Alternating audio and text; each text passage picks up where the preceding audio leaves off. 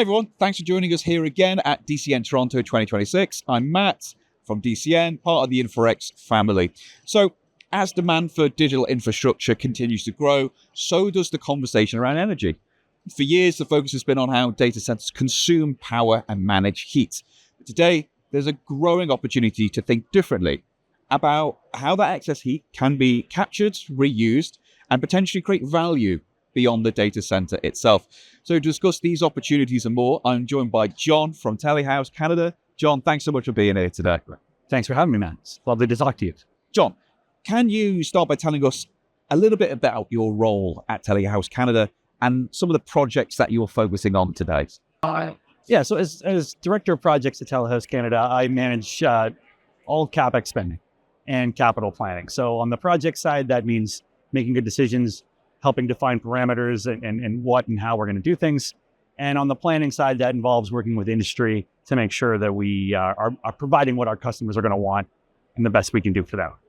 And Telehouse has been operating critical infrastructure for decades. So how has the conversation around sustainability and energy evolved during that time?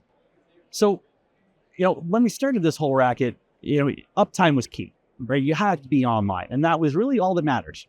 If you had to use a little bit more energy to get there, you did, because if you were offline, that was a very, very bad day.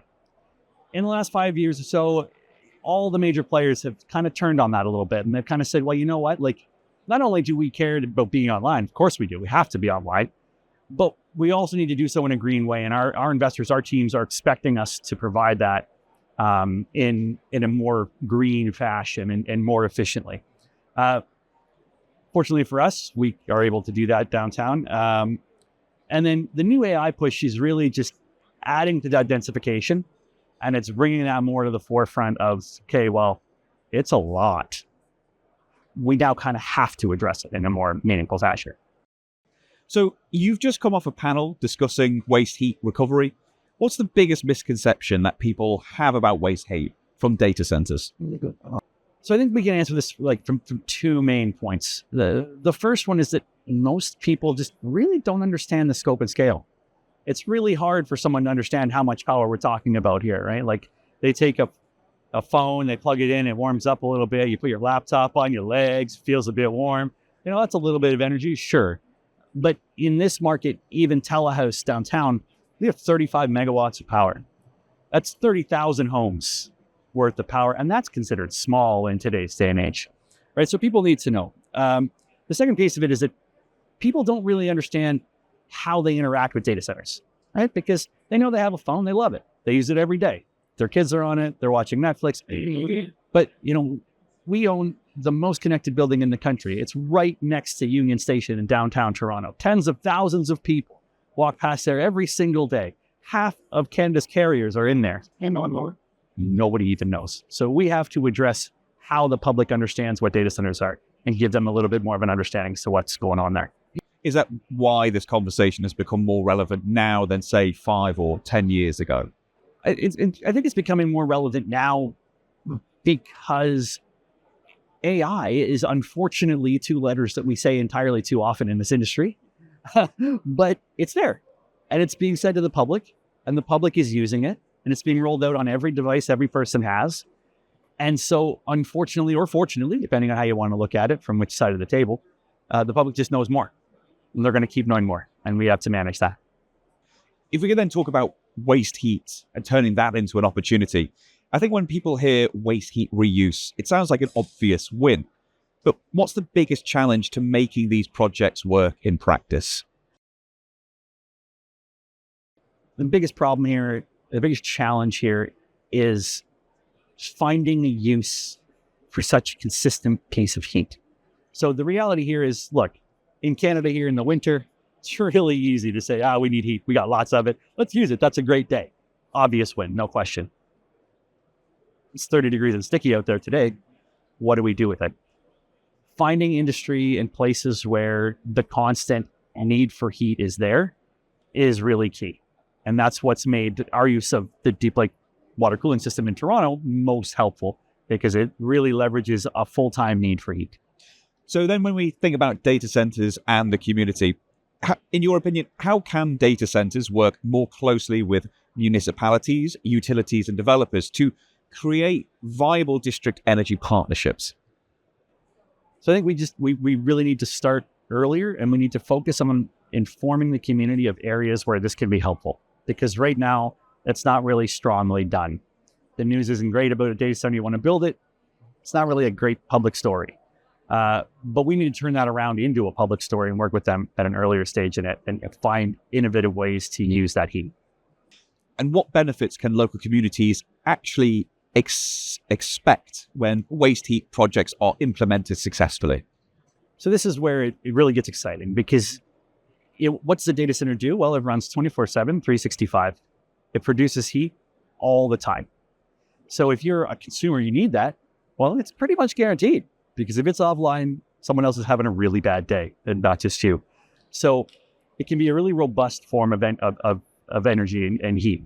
Second thing you can do is it's almost certainly going to be oversized for what we might need it to do. This offers up the opportunity to use it for more interesting things like community swimming pool, or greenhousing is a big one, because greenhousing needs all kinds of heat to maintain in the summers and the winters. So really, there are community benefits that are not as readily discussed as they should be, but that could be readily implemented if thought of ahead of time. And then if we to look towards the future, AI is driving larger facilities and higher power densities. Does that make heat recovery more important, more viable, or I guess both? So the good news is you're absolutely both, because as we've discussed already, we kind of have to, right? We can't just keep once throwing energy. We can't keep generating it, doing compute, and throwing that heat out. People are not going to put up with it. The environment's not going to put up with it. We can't do that. So we're going to have to start needing to do that more. The great news about that is the new technology that's coming out allows for much higher temperatures of that energy being received and being used. So that means it's much easier to use it and much simpler to use it. So that means that we can have simpler systems providing more benefit with better and easier operations. All a win-win-win. So as Canada expands its AI infrastructure footprint, can heat reuse become a standard consideration during the design phase of new facilities? Yeah, so right now, all consulting engineers in this country are being pushed towards electrification. There's no question about it. Gas is a bad word. We don't want to do that. So just making sure that that community and the community of designers, builders, operators is aware that data centers exist, making sure we get out there in the public that they can be a form of heat is really how we're going to manage that.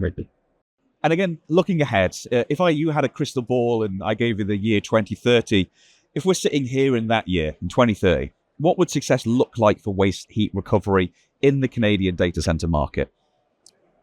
I think we're certainly going to continue to experience growth in the data center market. I don't think that's going away. I don't think we're going to see this explosion continue for extended periods, but we certainly will always need it. I don't see it being a thing that goes away. I think because of that and the public interest, policy will most certainly have changed to make that a more ready requirement. And I think really that's where we have to get to. And as an industry, I think the best thing we can and should do, and as Telehouse, we want to put our foot forward in it too, is making sure that we help guide those policies in a way that is fair, reasonable, and allows us to do our job, but at the same time provides great public value and efficient use of resources. And what's the one thing that you'd like people outside of our industry to see to better understand the role that data centers can play in Canada's energy future? I think, and I apologize for the recovery here, but I think we just need to make sure that we put the positive out there. There's entirely too much negative press about data centers and water usage and all of this sort of thing. And then the public is getting reinforced with AI commercials all over the place. And it's great. But what we need to do is really get out there and say, look, yeah, we understand. We know it's a lot of energy. It can be a lot of water. But here's all the things that we are doing to do it effectively. And here's how it can help you, the general public, move forward. We need the headline to be data centers power and something else. It's a really good and important point to end on as well. John, thank you so much for joining me here at DCN Toronto. Thanks very much for having me. It's been well.